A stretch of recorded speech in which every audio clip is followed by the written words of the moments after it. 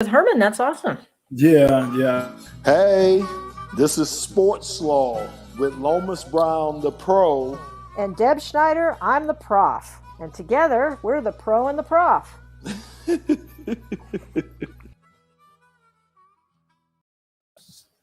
So episode 46. Wow. Yeah, I know. Almost to the half a century mark. So we're getting there. We're climbing. We're climbing. We're getting old. We're getting old. Yeah, it seems like everything is moving fast now. You know, like I say, episode 46 coming up, and it's another year, getting ready to talk about another football season coming up, and just all the excitement that goes along with that. And, you know, hopefully, you know, we don't fail back to number one with the COVID. You know, hopefully we could get out of this soon so we can open things up. But it's just kind of scary right now here in Michigan. What a year. Yeah, and Michigan's a scary place to be. Yeah, it really is. And it's kind of crazy because we were one of the strictest states. You know, that's the thing about it. I thought, you know, Governor Whitmer did a great job of, you know, restricting us and keeping things at bay, but yet and still for us to be number one, you know, with COVID. I don't know what that says. What does that say to you, Dale? I think it's partially political. I think it's partially it's the different strains trying to get those vaccinations out. It's a combination of things. I've been racking my brain to try to figure it out. Yeah. And I know a lot of other people have too. Just stay safe, stay vigilant, masks. You know, that I don't know. I just don't know. Maybe we locked down too much and then we didn't get any herd immunity. Maybe again, it's a political thing. We still know we have a lot of people who don't want to take vaccinations. We have a lot of people who won't wear masks, and we're back getting out there. Yeah. And I think there's a level of fatigue. There's definitely a level of fatigue. Yeah. Well, you know, it's just, you know, now it's just funny how now it's really shifted to the young kids, you know, that are really catching it and really spreading it now. So it's just, how's this went from the elderly to our age, and now they're talking about the younger kids, and some young kids that may have to get vaccine at young. I'm talking ages like 4 and 5. I think they're talking about now taking the vaccine. So, you know, it's kind of seemed like it's working its way through our society right now. It is. And they're saying high school sports, like we were talking last time. High school sports are a big piece of it. Yeah. But beyond COVID, we have a big week that we've had with the Derek Chauvin verdict, obviously, and then the NFL draft. So a lot going on in the next in the next week. How sports is reacting to the verdict, how we're doing with the draft. Why don't we start with the draft? And that's a big thing coming up next weekend. Yeah, and you know, we're gonna bring in my good friend Bill Keenist to join us. I mean, I shouldn't even say that, Bill. You like family, man. Absolutely, I mean, we are since '85. So you know, we came in together with the Lions. Yes, we did. You know, just a lot of history back there. So yeah, Bill's just been the same way. That's the one thing I can say, Bill. You've been the same person from day one. You know, so yeah, it's awesome. But you know what you're gonna get with you. At least I did, and you know, Kevin Glover, our other great friend. You know, just the class A '85, Tim Pendale. Amen. So it's different over there without you, man. I go over there, I don't recognize anybody over at the I know it's a different place for sure. Yeah, it really is. So, and Deb, like I say, he told us before the show, but I didn't really know your draft history was that. Yeah, Bill. I really didn't. I mean, I knew how many drafts you worked with us and everything, but you were talking about some of the drafts before then and historical drafts. Yeah, my first draft that I recall, I was with Washington. It was my first job. 81, 82, and part of 83. And I was there for the 82 draft. And the one thing I remember, I mean, I was just like a kid in a candy store. It was Christmas. You know, I'm in the draft room with Joe Gibbs and Bobby Beathard, two Hall of Famers, if you will. And the thing I remember about that, now this is going to surprise some, but, you know, the older members of our audience will remember back then the draft was 12 rounds. Okay. Yep. And it was always on a Saturday, Sunday. Yep. And the other thing about the game back then, there was no roster limits. So Washington was a team that felt, let's bring as many guys to camp as we can, and we might find a diamond in the rough. So when I was with Washington, we were bringing 140 guys to camp. Wow. Wow. Now the limit is 90. Yeah. So you have 50% essentially more players. And what I remember is how much work the media guide was, because we had 50 more bios we had to do. But that first draft, I remember it was toward the end of the draft. And what happens after all the rounds are completed, then the teams start signing free agents.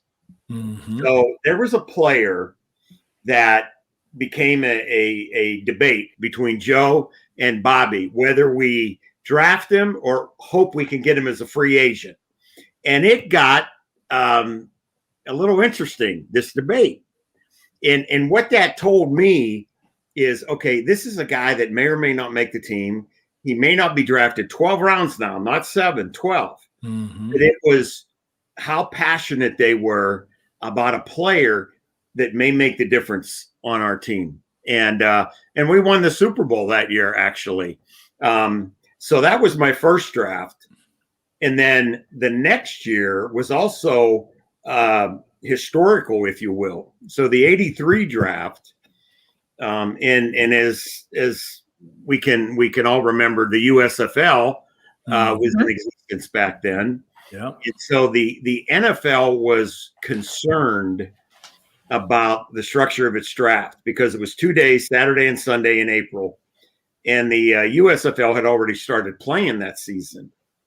So the NFL decided to, instead of a 2-day draft, make it a 1-day draft. And the reason being, the NFL was afraid that any college players who were not drafted on that first day, on that Saturday, were more susceptible of signing with the USFL. Because the USFL was going to pounce on those guys. You know, you weren't good enough to be drafted the first day, come play with us. So the NFL had the draft in 1 day, 12 rounds. We started at 8 a.m. Eastern time, which meant 5 a.m. out west. And I remember the draft going. That was the year when I said I was with Washington. We drafted Darrell Green, who also became a Hall of Fame. Hall of Fame. That's right. And but we went until about 1 o'clock in the morning, and then Lomas will probably laugh at this. And then once the draft was over, there were still a lot of players that we wanted to sign as free agents. So it's all hands on deck. And even a young PR guy, being me, was given a list of players and agents and phone numbers and how much money we could offer them for a signing bonus. So I was on the phone actually calling, trying to sign a few players. So that was the uniqueness of that draft. How successful were you? I think I think I got one, but it wasn't anyone memorable. So it was just a thrill to be a part of that. So, Bill, you think now the margin of error now it has to be a lot smaller now, right? Yeah. Like you saying, you could bring in as many guys as you wanted to, right? But nowadays, with the limit of guys and the limit of rounds you have, it has to be more pressure packed, don't you think? No doubt, Lomas. And the other big factor with that, obviously, is the salary cap. Yes, because signing bonus and the proration and all that. If you make a mistake, that's going to cost you, either a draft pick that doesn't pan out, a free agent that doesn't pan out, and you're using some of your salary cap for that. Yeah. So it's such a different world with respect to the draft. I mean, I remember my first few years with the Lions, Lomas, we didn't even have TVs in the draft room. Oh, wow. We didn't know what was going on. I mean, ESPN started televising it in the early 80s. Yeah. But we didn't even, I just thought, wow, this is crazy. And we eventually got TVs, but we didn't even, we had 2 representatives in New York on a phone hookup with our draft room, like almost every team did. Mhm. And we just relied on their information. But yeah, and think about it. It went from a pretty big event, a 2-day event, to a prime time event. And you look at the ratings for the draft compared to playoff ratings for other sports, and it's remarkable. Absolutely. It's remarkable. Yeah. There's some early shots of the ESPN in the draft. Yeah, when they were Paul going. Zimmerman, Dr. Z. Yeah. Yep, and all Bud Wilkinson. Wow. Yeah. So even now, Bill, what about now with all these teams? Were there a lot of teams back in the day that traded up, like these teams trade up today? And that was there a lot of that going on before the draft? There was, and one story I'd love to tell involved us actually trading back. Kansas City traded up. It was the '88 draft, and we had the 2nd pick in the draft. We had a really rough year the year before. That was '87, the strike year, as you remember. I was there. Yeah, that was brutal. Right. Yeah. So we're picking number 2. Kansas City had the 3rd pick, and we wanted Benny Blades. It was no doubt that that's who we had targeted. That's who we wanted. But Kansas City wanted Neil Smith, the defensive end. Yep. Yeah. Nebraska. Yeah. Nebraska. So what we did, we sort of leveraged our position, and I think Oakland also wanted Neil Smith big time. So Kansas City got worried that Oakland was going to come up at number 2 and take Neil Smith. So what we did is we flipped with Kansas City. We went from 2 to 3, 1 spot back, knowing we're still going to get Benny. And then we got a 2nd round pick from Kansas City, their 2nd. And with that pick, we drafted Chris Spillman. Oh, wow. So we did pretty good. But if I may digress a little and tell you the story about what draft day was like back then. So we draft Benny we make the announcement on Saturday, and then we're going to bring him in the next day, Sunday, for a press conference. Welcome him to Detroit, to Motown. Well, that Sunday, the Pistons, who were playing at the Dome at the time, had their last home game. Yeah.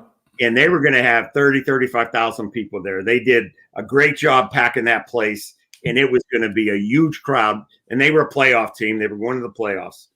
So I'm thinking, okay, let's take advantage of this. Benny's going to be here. He was supposed to land around noon. We do the press conference. He's going to be at the Dome. The Piston game started at 6. Let's work something out here where we can introduce Benny essentially at the start of the game. Okay. So now but what PR guys and gals do all the time is we worry. Okay. So it was a good idea, but I was just a little concerned about how the reaction was going to be, quite honestly, because we were bad. You remember that. I mean, we averaged 37,000 fans that year. Oh, wow. Yeah. That was the lowest average ever in the Silverdome. Wow. So I'm thinking, how do we accomplish this and make sure that Benny gets the best welcome possible? So I went to my counterpart with the Pistons, Matt Dobeck, late Matt Dobeck, unfortunately, great guy, wonderful friend, and would always help anytime we asked. He was tremendous. So I got a hold of Matt, and I asked him, I said, hey, Matt, I got an idea about introducing Benny before the game. And he says, oh, yeah, we'll do that. We'll do that. And then I just honestly shared with him. I said, I'm a little concerned. I want it to be wonderful for Benny. So here's what I'd like you to do. I had scripted out the introduction. I asked him, I said, could we get Isaiah Thomas to introduce him? Look at that crowd. I'll tell you what that is. Wow. that's a strike game in '87. That's a strike game. Yeah, that was against Seattle, and that's terrible. That game. Yeah. Steve Largent had 15 catches in the first half and then didn't play the rest of the game. Hey, Bill, that looked like a social distancing crowd right there. That's what we seeing today. It's either back then or 2020. Yeah, right. 4,000 people. They were 4,000 people with that game. Oh, but getting back to the Benny story. So what I thought would ensure a great welcome was if Isaiah Thomas would get on the mic, center court pregame, and it would be Isaiah welcoming Benny to Detroit. No one's going to boo Isaiah. I mean, he was, if not the best, he was the top 5 player in the league.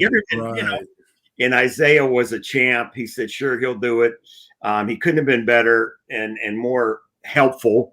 And so the idea was what we were going to do is have Benny give Isaiah one of those Beverly Hills Cop jackets. Yeah. Jacket. Yes. Yeah. It was the movie had just come out within the year of that game. And then Isaiah was going to give Benny a Pistons jersey. Okay. So we got it all set up. So we're rolling, right? Well, Benny was flying commercial. And commercial flights sometimes get canceled. Oh, no. Commercial flights sometimes get delayed.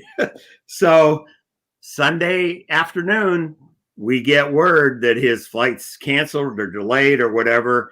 And the earliest he's going to land now is 5 o'clock. So we got to, the time frame is basically right before tip off, which was 6 o'clock. So we have this all set up and it's like, oh gosh, we got to find a way. So back then, all of the local TV stations had helicopters that they used for the traffic. The stations had their own traffic. Wow. Yeah. So we had a great relationship with Channel 2. They did our preseason games. And the late, great Fred McLeod was the sports director. And Fred was a good friend. So I go to Fred. I go, Fred, I got a deal for you. Do you want to get the first exclusive interview of Benny Blades? And he goes, of course. So I says, well, guess what? It's going to cost you use of your chopper. What we did, and he was all for it. So we used the Channel 2 chopper. Back then, security was a lot different at the airports. Right. It landed plainside. We got Benny in the chopper, flew the chopper to the practice field. Fred got his interview, and we had a golf cart waiting. And we zoomed down the ramp, literally right into the stadium, right onto the court practically. And Benny went out, and Isaiah introduced them, and the place went crazy. Now, Deb, I'm shaking my head because I got picked up by Mark Glenn and his beat up car, hoopty car. I know. And that's how I got there. So I'm feeling a little salty right now. I think I would too. I mean, like this wasn't that far. No, 3 years earlier. 3 years, right. What changed? Come on. Well, let me make you feel good, Lomas. Okay. And I know I'm dominating here, but lots of good stories. So let me tell you about Joe Schmidt's draft day. Okay, arguably make me feel good. Player in our history, Hall of Famer, phenomenal. Well, Joe, his senior year at Pitt, he had some injuries, so he didn't. You're not going to believe what round he went in. He went in the 7th round, the 6th or 7th round. Okay. Wow. Okay. Wow. So, and Joe just told me this story like a year ago. So he's from Pittsburgh. He played at Pitt. And our number 2 draft pick that year was Gene Gedman, a running back, really good player, played at Indiana. So Joe and Gene knew each other from Pittsburgh. So they drive to our offices in Detroit. And it was time to report for training camp, right? So Joe says they go in the office to meet the GM. And it was, I think, Nick Kerbaway. I think that's who it was. It could have been another official, but it was one of the top executives with the Lions. So Joe says we go into the lobby and we're waiting there. And then the GM comes out and he sees us there and he introduces himself, shakes his hand. Joe Schmidt, Gene Gedman, and then the GM goes, Gene, come on in my office. And Joe's still sitting there. And then after a little while, they come out, and the GM says to Gene, okay, I'll be out in 5 minutes. Where do you want to go to dinner? So the GM takes Gene to dinner, and then he tells Joe, we're training at Eastern Michigan University. It's about a half hour from here. You can call a taxi. You just got to get there by 6 o'clock tonight. So, wow. That was. And what you would you got rank picked him? up. Oh my! I thank you, Deb. That'd have been a long walk from Metro Airport. Exactly. Yeah. So and where would you rank Joe Smith? And I mean, Barry's number 1, Calvin's number 2. Yeah. Where would you rank Joe Smith in Lions with Lions? Joe played in such a different era. And he was undersized. He wasn't a big guy, but he was, and for his time and his era, I mean, he's on the NFL's all-decade team of the 50s. And then he became a very successful coach for us. He was our winningest coach until Wayne passed him by. But Joe was as good as there was, and there are a lot of football historians who credit him for defining the modern middle linebacker position. And again, like I said, he was undersized. He was a late round draft choice, and he became a starter from practically day one, and was as good as there was during that era. Yeah. So if we flip it, one more question, Deb, on this. If we flip it to modern day, what do you think in the Lions, looking at the Lions, what do you think they need to go? I hear a lot of different things. I hear a lot of people, and I wouldn't be mad about this, yelling to go on the defensive side of the ball because defense has been so bad over the last 3 years. But then again, we lost all our wide receivers. We want to try to make Jared Goff feel as comfortable as possible. So you give him a weapon. So which way do you think the Lions are going to lead in a week or so?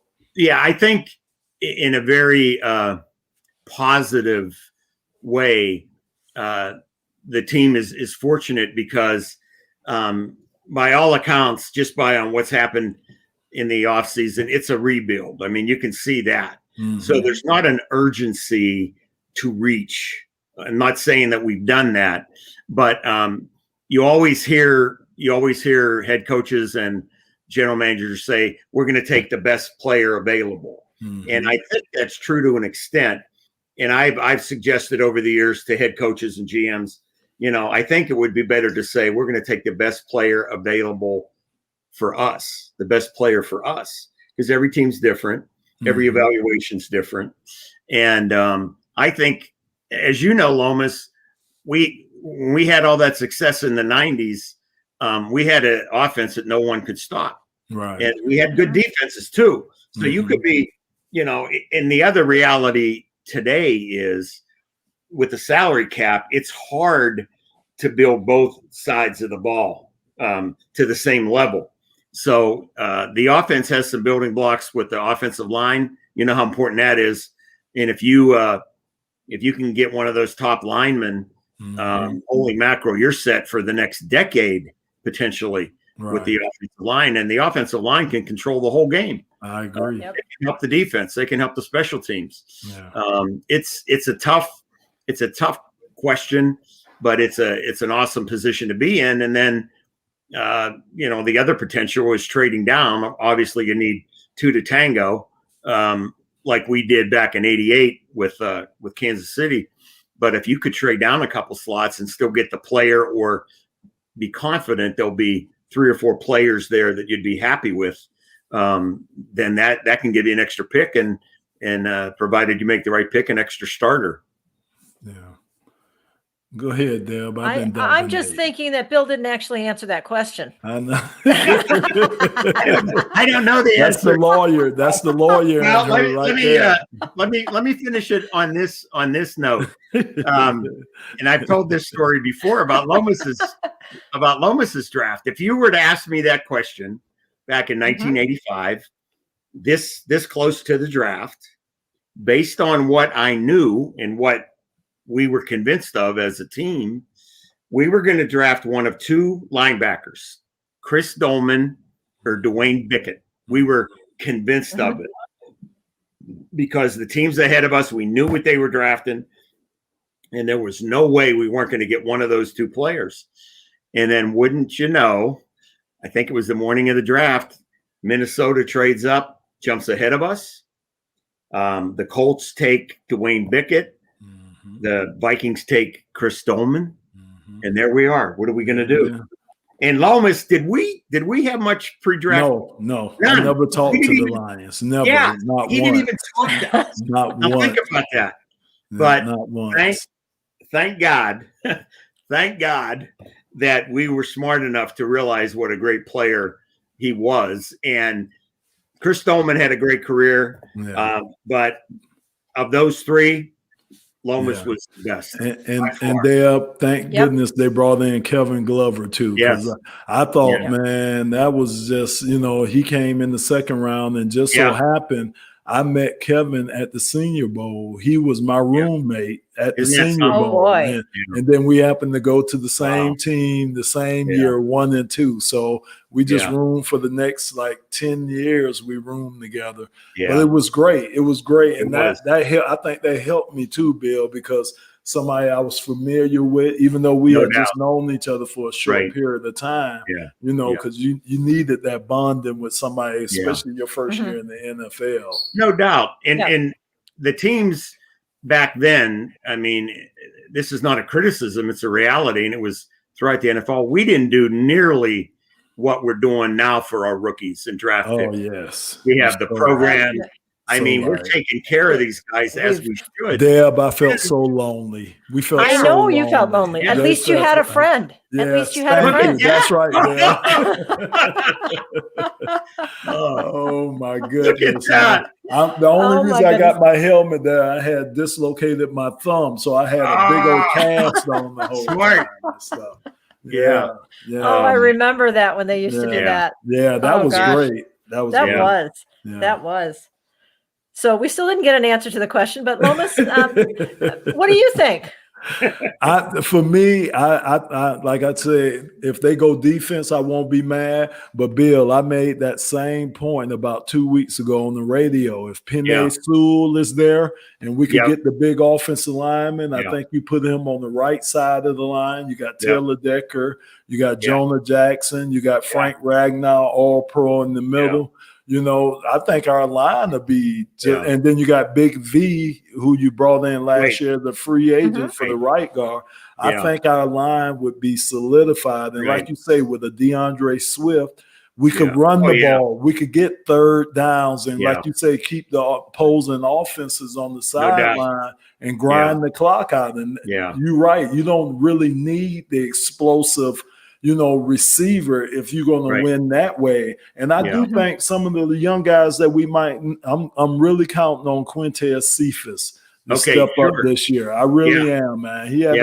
He had an all right rookie year, but I'm thinking he's going to take some steps this year. So I wouldn't be mad if we got a big fella there, a big guy. Okay, I'm going to lean towards the big fellas. I know, and I don't disagree. In fact, I'm thinking if you don't score points and you can't score points, you're not going to win a game. That's right.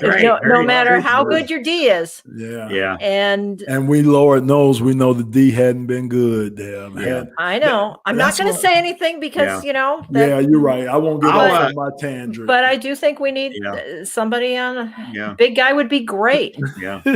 When got to figure out how to score points. Yeah. There was one year when I was with Washington, and you remember Lomas, the Hogs. That's right. Absolutely. I mean, they were the offensive line that became celebrities. That's and they right. dominated for years. Yes. And there was one year where our offense was number 2 in the league, and the defense was 29, and we went to the Super Bowl.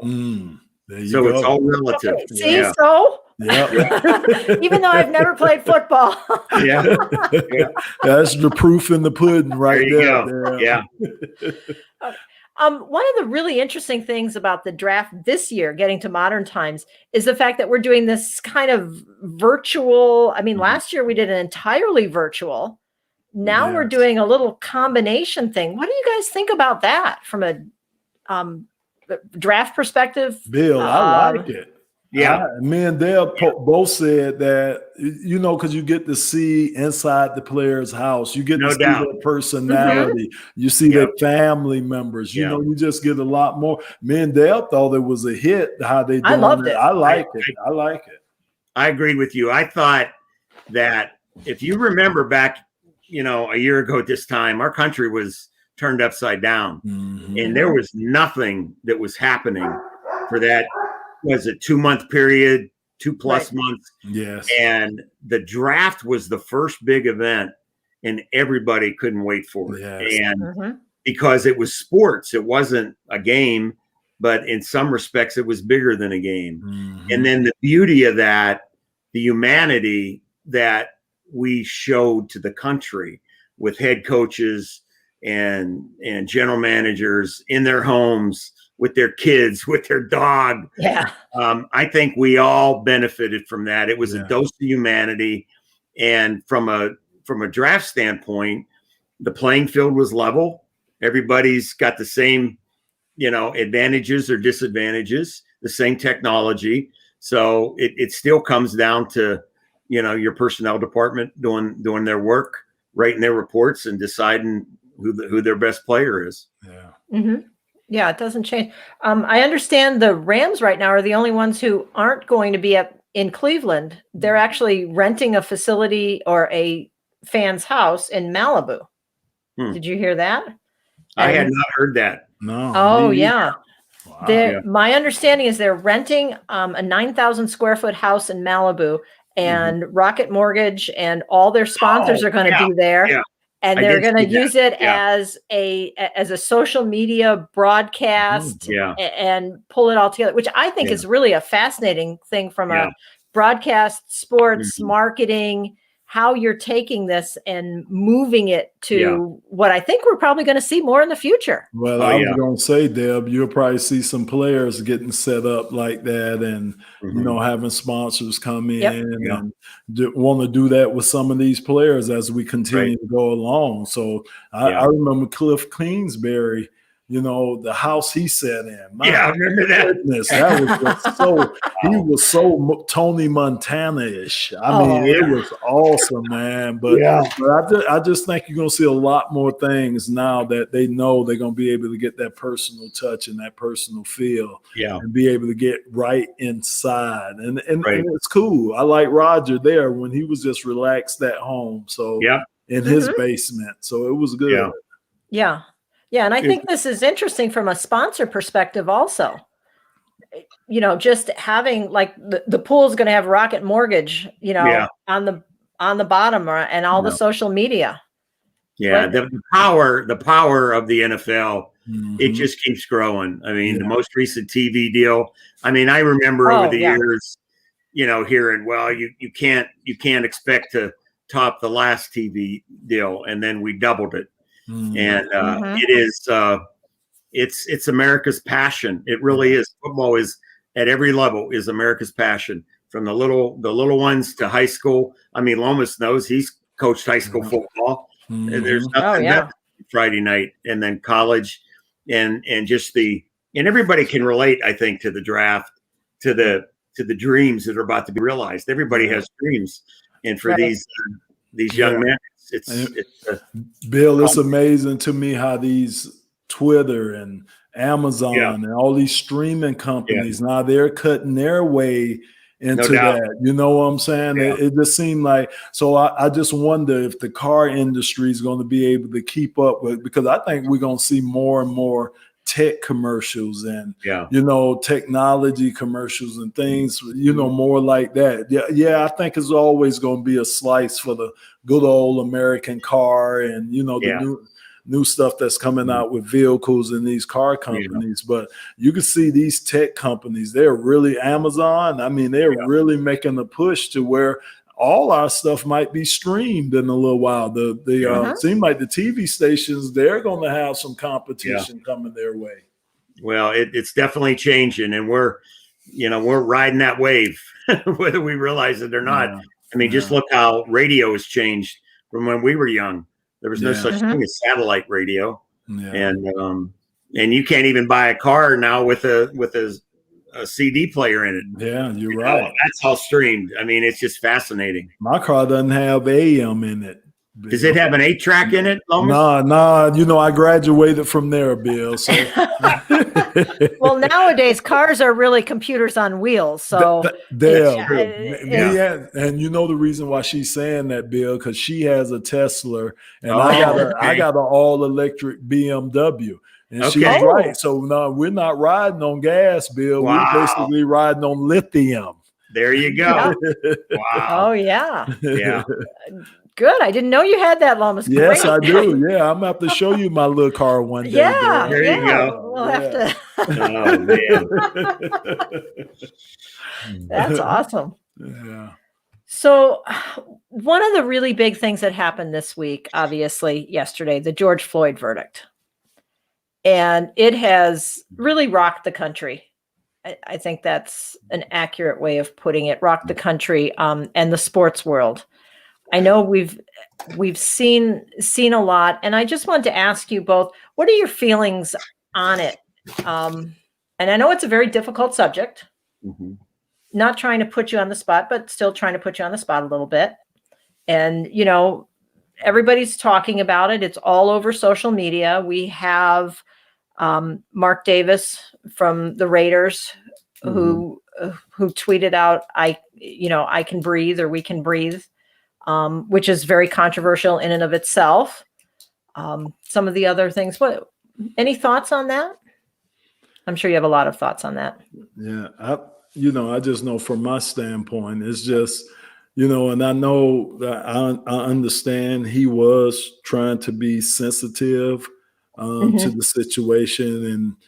And I just think that the thing that he has to be careful with, and it's just two things that bother me about that situation. One, I just think sometimes you need to do your homework on that, and make sure. And, Bill, they had actually, with Eric Garner, That's right. Yeah. the black man that was choked in New York by the officers, they came out in contrast when we went to I Can't Breathe.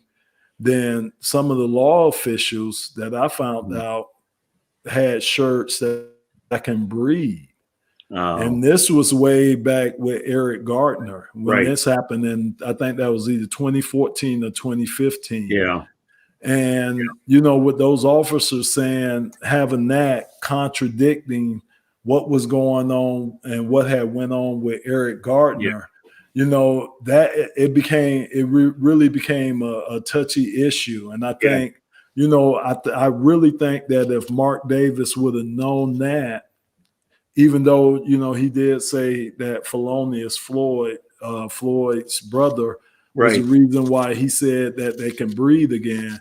But I just think if he would have known that, he might have, at least, have some compassion about now, he doubled down and then basically said that he wasn't going to remove the tweet. He said the only reason he would do it is if the Floyd family thought it was offensive. And, I just think just to have that cavalier attitude about saying that you're not going to do this when you just know it's a sensitive situation, because again, as a black man, it's different out here for us. It just really is. And it's just a different conversation that we have to have with our kids. And, it's just different. It's a different worry every time your kids leave here. I got the two young kids, my 20-year-old and my 22-year-old. And again, for me and my wife, Wendy, to have that conversation with them, that if you get stopped,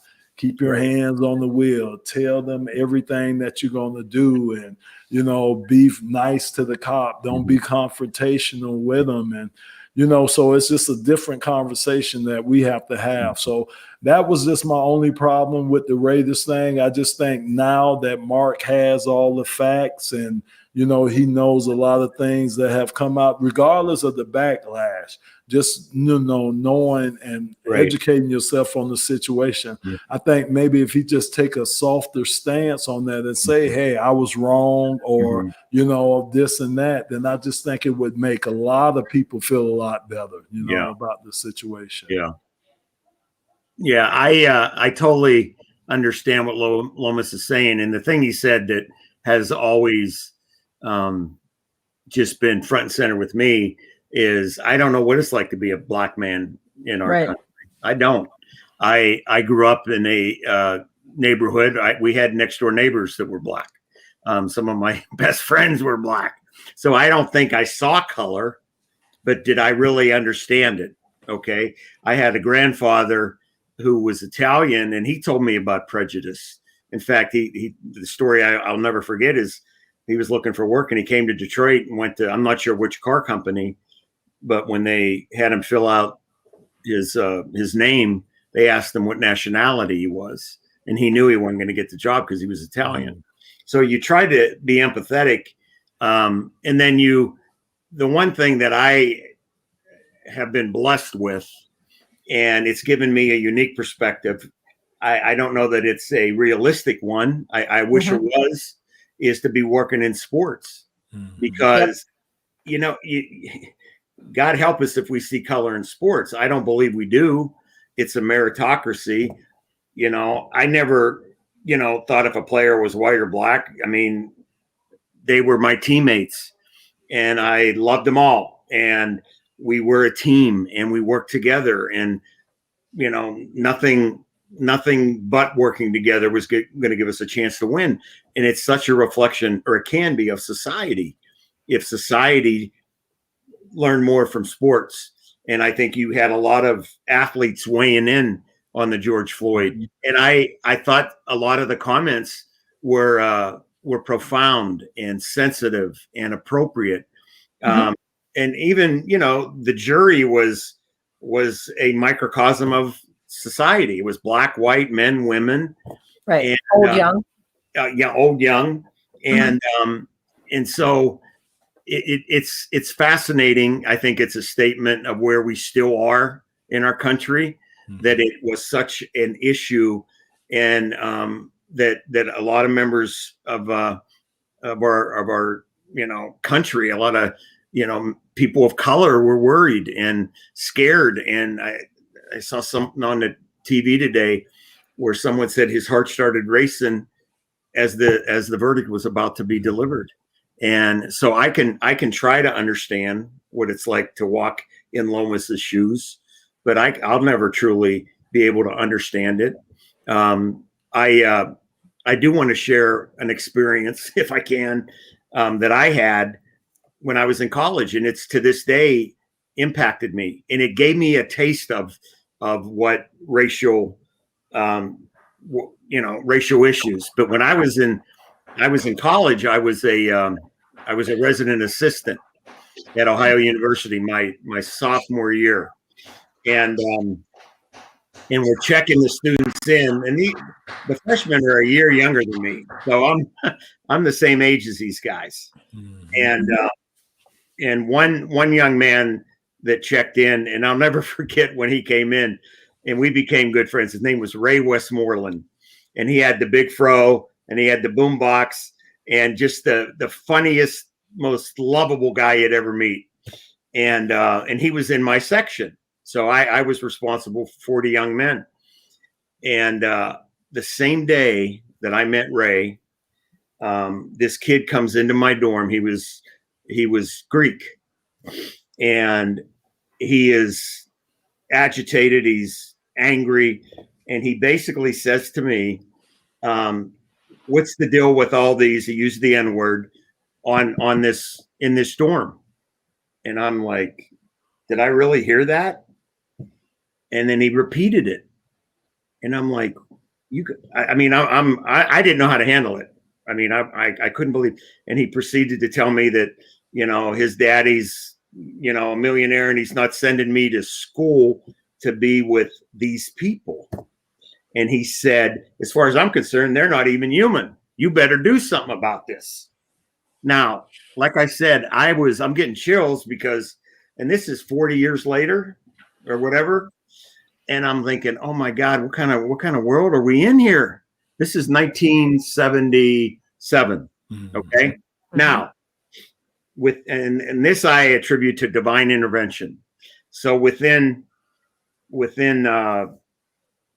half hour of that incident, Ray comes into my room, my new friend Ray, and he's carrying a watch. And he had found this watch in the community, the restroom, the shower, the bathroom, in the middle of the floor where we did all our showering and what have you. And he said, somebody left this watch on the counter in the bathroom. Well, guess what kind of watch it was?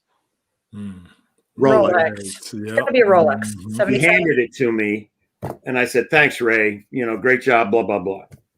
So I put it in my drawer, and moments later, guess who came into my room? Panic. The racist. Yes. And he's practically in tears. Did anybody turn in my watch? Oh, my daddy got me that for my birth or for graduation. He'll kill me. He'll kill me. So I opened the drawer, pulled out the watch, and I said, you're not talking about this, are you? Yeah. I go, and I put it back in. I slammed the door. I said, no, you're not. That watch doesn't exist. Because you know who found that watch? Ray did.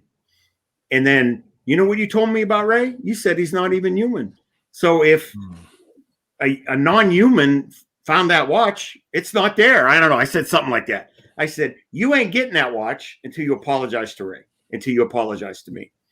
And he, left in a huff, and I'm like shaking. But that started a series of events that year. And I had probably within a month or so, kids transfer from room to room. And I had about 10 black kids in my section because, and I say this with humility, they knew I was a straight guy, that I was a good dude.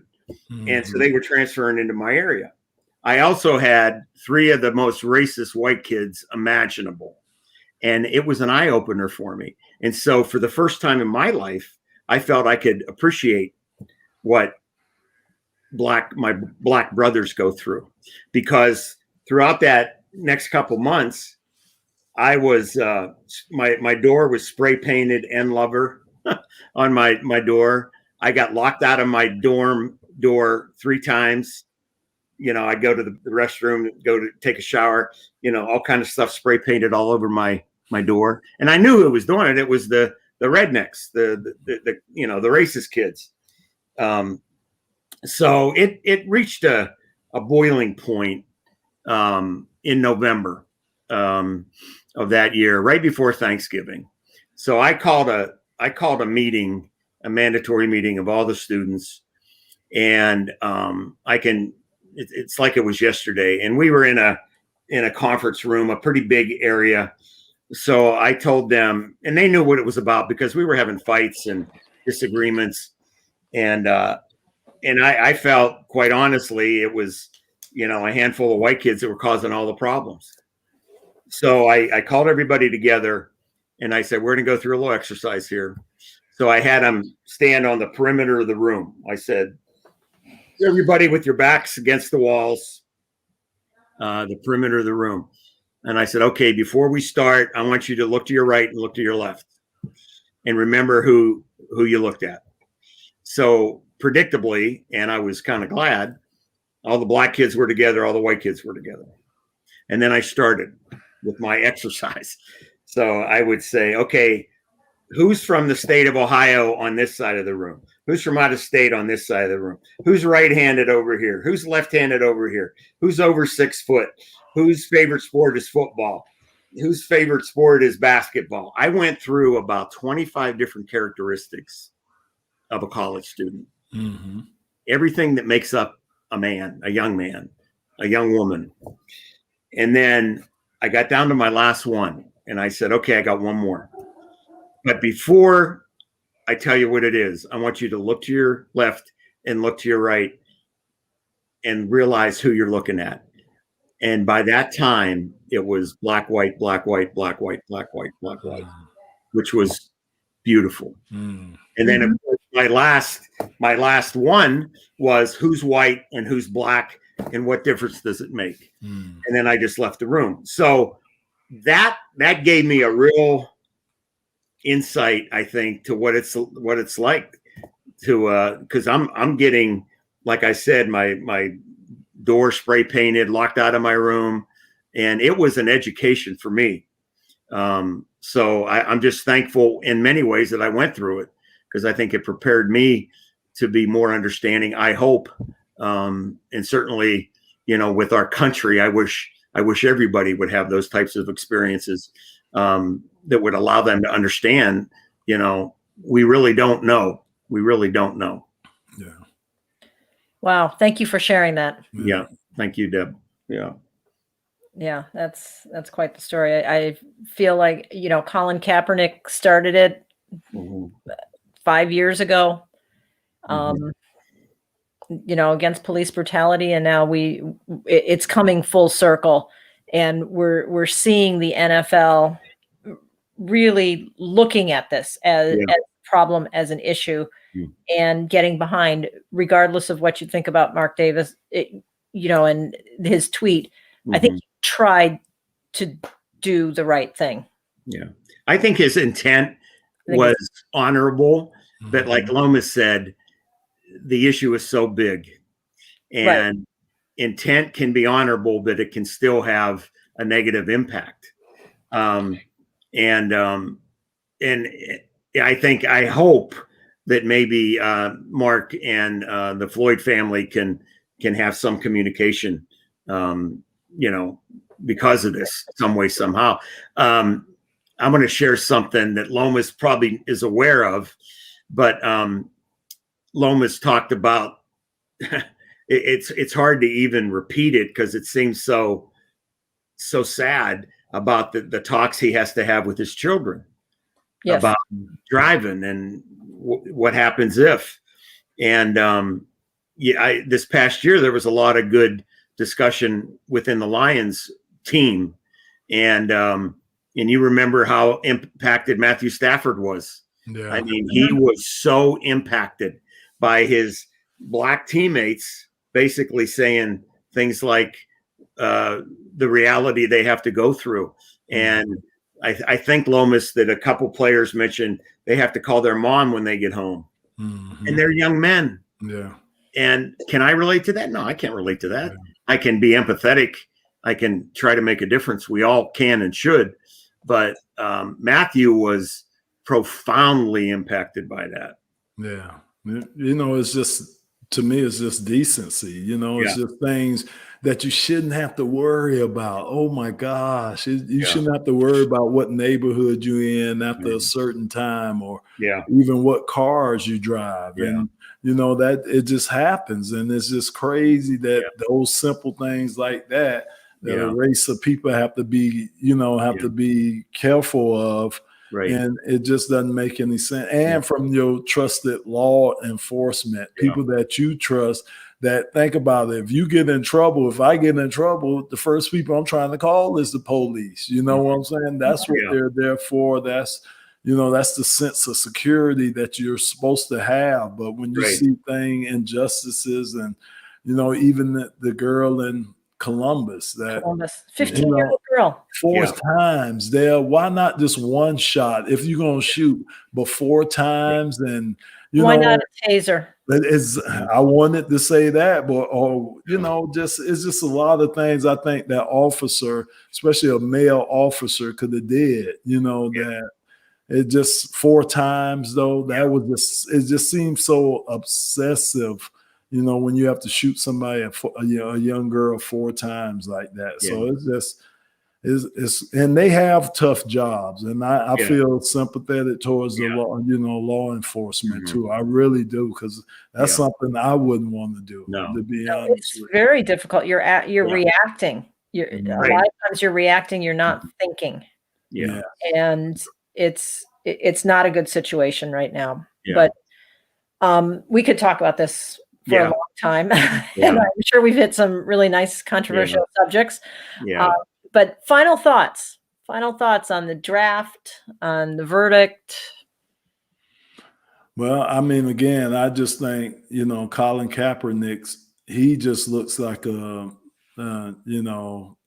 with each and everything, with each and every incident that happens, he just looks, like just a prophet to the NFL because he, like you said, he started this years ago. They ostracized them and basically blackball him out the league, but he's seen the injustices that was going on. And the thing about it, he stood up to them. He was one of the brave guys that went out there, and it cost them everything. And I just think the NFL, they should do whatever they can to try to mend fences with him, because he's seen it. And here we are, 4 or 5 years later, and it's still going on. The same stuff is still going on. So my kudos goes out to Colin Kaepernick.